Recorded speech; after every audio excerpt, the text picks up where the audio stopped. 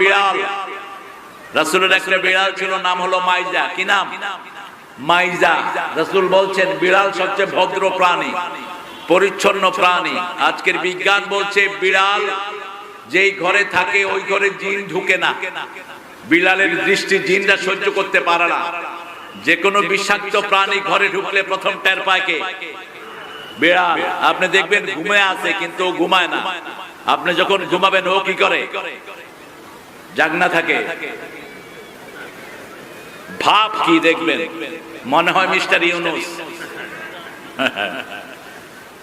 কাজের কাম কিছু না, শুধু ভাব। এরকম করে তাকায়।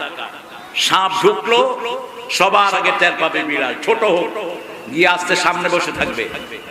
যখনই ছবল তুলবে ঠাস করে থাবড় মারবে। ছবল তুললি কেন? পারুক আর না পারুক। আজকের বিজ্ঞান বলছে বিড়ালের শ্বাস প্রশ্বাস বাচ্চাদের জন্য উপকারী। যে ঘরে বিড়াল থাকে এই ঘরে বাচ্চাদের শ্বাসকষ্ট থাকে না। অনেক উপকারী। বিড়াল পেশাব পায়খানা করে কি করে?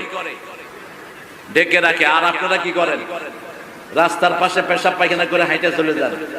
আপনাদের চেয়ে বিড়াল ভদ্র, ঠিক কিনা?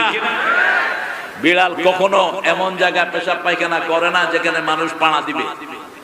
একটু দূরে গিয়ে নিজের সেফ গার্ড অনুযায়ী করে।